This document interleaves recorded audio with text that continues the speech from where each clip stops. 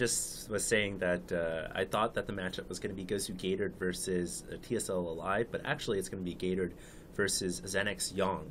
So it will be a PvP in the semifinal. No harm, no foul. It's all good. Okay. All right, guys, we're going to jump into the final set of the evening, and it's going to be a PvP. And which map is this? Is this DF again? This is actually... No, it's not. It is... I think this is actually Alistair Deluge. I'm sorry, okay, guys, so this is Alistair Deluge.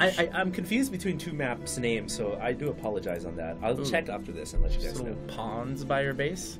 Yeah, man, this is actually one of the maps with a little bit of interesting tile sets. But it is just lakes for the probes to go frolicking in when they get dirty.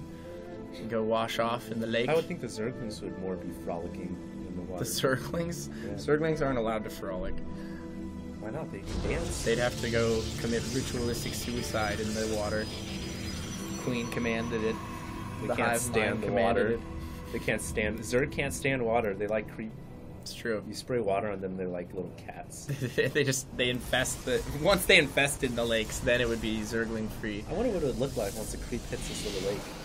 You've seen it on Belshire Beach. It goes underneath the water, yeah, right? It's actually really cool. Yeah, it's kind of cool. I'm surprised they took the time really to develop that graphic. It's awesome. Pylon at the main nexus for Gatored. So no wall whatsoever for either player. Sometimes players will use the gateway and the cybernetics core to actually wall their front door, though. Usually if they're going with like a 3-gate or perhaps like a 2-gate into a robo, if they're going to have less gateways than their opponent, sometimes it's actually nice to have a little bit of a wall, just so you can get a better arc with your own stalkers and prevent them from getting up. But I think both players probably, well, and especially with such a small ramp like the one on this map, it's tiny. Yeah. So actually both players going for the same exact build. If you look on the production tab, identical really. Pylon coming up now for Gatored, so he's following right in the footsteps of ZeNEX.Yong. And, you know, Protoss versus Protoss is one of those mirrors that on these new maps that we've been casting lately, it's actually kind of cool because we've been seeing some crazy base races. Yeah. And some of the maps that come to mind are actually Sandstorm and Mist. I think Sandstorm and Mist really has developed into one of the most insane Protoss versus Protoss maps as of yet. Yeah, it's fun to watch for sure. I mean, we definitely saw a really good game on that map. Absolutely. I'm actually going to change the colors if I can. Oh yeah, we were having problems with this before. It doesn't allow you to for some reason. I don't know why. I do apologize, guys. I know green and blue is kind of similar, but I hope you guys can kind of squint through the stream and see. But I'll go ahead and highlight. This is ZeNEX.Yong. That is blue and that is green. So, second assimilator coming up for Gatored. And second assimilator also already coming down for Yong, who is actually going to finish it up first. So he will have a gas advantage here. I'm trying to stockpile that Vest Peanut, man. Yes, indeed.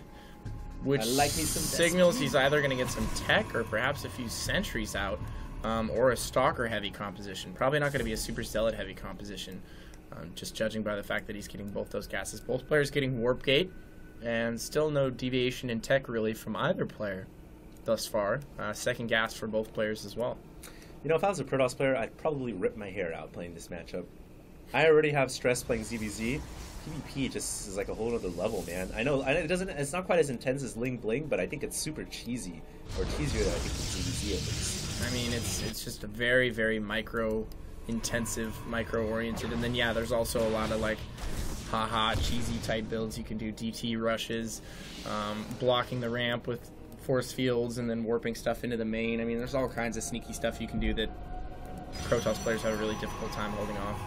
And here's our first offensive pylon. Call them the sneaky race, the hidden dark race. Interesting. Yong's actually going for a Stargate. Might be going for Void Rays or perhaps Phoenixes. I actually casted a bunch of PvPs from ZeNEX.Yong already, and he loves him some Stargate in PvP. He actually Phoenix goes or for Void Ray? Phoenix. Yeah, Phoenix. But harass and pick up units. I like that. When I see him do it, it's kind of hit or miss. Sometimes he wins with it, sometimes he doesn't. We do have the first engagement right here, as two Zealots kind of trade blows. The Stalkers will follow that up and maybe kill off the Zealot. They're doing chase. They will. The Zealot is in the red right now, and he pulls away. I don't know why he didn't chase it down. Maybe he was afraid of a potential warp in from behind like that. You're so smart, man. Well, I mean, you got to worry about that in PvP. Sometimes players will bait you into chasing them out, and then they'll come in from behind with 3 or 4 Stalkers and pick off the 2 or 3 units you used to chase, which then changes everything. This Zealot's going to go down immediately, so he's going to lose sight of the high ground, and he's going to have to commit up on the high ground if he wants to do some damage. I don't think he should do that with the force fields here either. Is he working off a 3-gate right now? He is actually just 3-gating with the Twilight Council on the way and a Robo base. So you know what he's doing now, man? He's going for Blink Stalkers, and he's going to use the Obs to try to blink into the main. There is this area right here where you can blink right in. Now, the Phoenix opening from Yong is interesting, and what I've seen Yong do with Phoenixes in PvP is he tries to elevate the Stalkers and remove them from the game. It's pretty effective, but the problem then is if the Phoenixes do their work and then there's nothing else to do, like if there's just Zealots on the ground and there's too many of them, the Phoenixes kind of become situational and they're not nearly as effective. Yeah.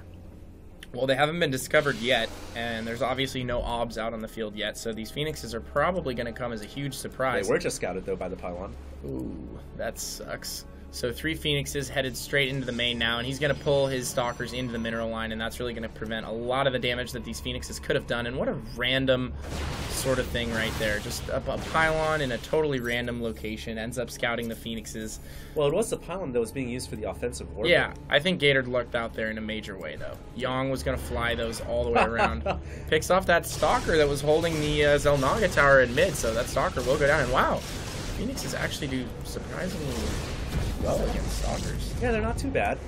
The thing here is that once all the Stalkers come into play and they have the mobility granted by the Blink, which is essentially a teleport for Stalkers, the Phoenixes are going to be, I think, a lot less effective. And oh my god, is Gatored going to go for an expand here?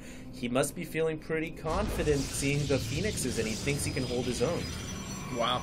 I actually don't hate it, because Phoenixes, I mean, when I see them, it's like, they're flimsy, I'm not worried about it. I think I can expand safely. Maybe. I mean, it just depends. Yong could hit some sort of a timing push here once he gets a Void Ray or 2 out, and some additional Zealots and Stalkers. He could hit a timing push at the natural and just try and outright kill him. And it looks like Yong's also going to get an Immortal here and a Void Ray, another Void Ray. So he's going with like an almost all anti-Stalker composition here. And if we've noticed, Gatored is just building purely Stalkers at this point. So he could run into a bit of trouble here. I think he's just going to go all in on one base, man. Of course. Robo, Stargate, all on one base. I don't see a Nexus coming up. He sees the enemy Nexus. He's just going to try to barrel down with every single tech unit available for Protoss, except, of course, DTs and Colossi and whatever else. Right now, he's going to get Immortals, Void Rays, and Phoenix and his ground troops. Yeah, the point being is that he's making units that counter Stalkers very well. Void Rays, Immortals, and Stalkers of his own. So he's just banking on the fact that Gatored is going to build a ton of Stalkers to counter the Phoenixes, and then he's going to make a lot of units that fare quite well against Stalkers. So Void Rays, Immortals, Stalkers of his own. Zealots are going to be able to tank quite a bit of damage, and then he can use those... oh, I love the cannons! Oh, Gatored building cannons! I love it. Yeah, the cannons are actually going to be really nice. A couple more would actually be really helpful. But will he get him up in time? Now, the thing is, he does have quite a few sentries. It is a double force field ramp, but he can sentries hold off could get picked up by those Phoenixes before the battle, though. And I think that's what Yong is trying to do. He's trying to find an opening. He may actually be baiting some of the army back into the net to make the front a little less bolstered.